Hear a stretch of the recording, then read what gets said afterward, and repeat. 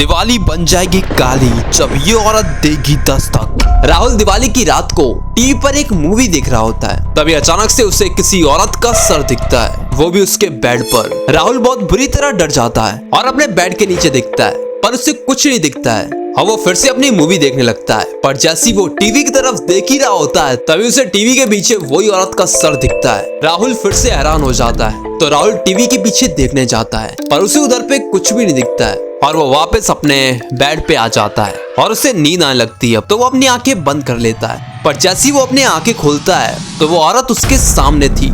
तो आपने दिवाली पे क्या किया, कमेंट में जरूर बताना। नैन्सी एक 10 साल की लड़की भूतों में बहुत विश्वास करती थी। उसे लगता था कि भूत सच्ची में होते हैं और नैन्सी ये मानती थी कि वो लोग बहुत अकेले हैं, उन्हें कोई खाने को नहीं देता। वो दिखते नहीं है पर उनके अंदर भी फीलिंग है और वो यहीं कहीं है हमारे आसपास। पर नैन्सी के पेरेंट्स इस बात को नहीं मानते थे। नैन्सी कभी भी भूतों की बात करती थी तो उसके पेरेंट्स उसे डांटते थे। तो ये एक दिन की बात है, रात के 1 बज रहे थे। नैन्सी के पेरेंट्स नीचे वाले कमरे में सो रहे थे और नैन्सी अपने कमरे में भूतों के लिए खाने का इंतजाम कर रही थी। नैन्सी बहुत सारे चावल लेती है और जमीन पे रखती है और नैन्सी हाथ जोड़ती है और अपनी आंखें बंद करती है। जैसे ही नैन्सी अपनी आंखें खोलती है तो उसके सामने जो चावल थे वो गायब हो चुके थे।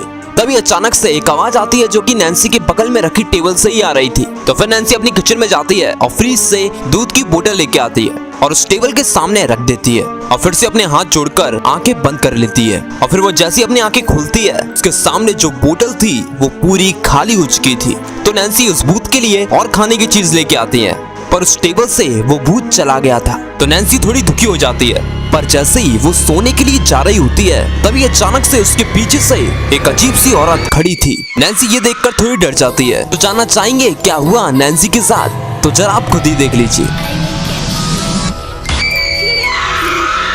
और अगर वीडियो अच्छी लगी है तो सब्सक्राइब जरूर करना।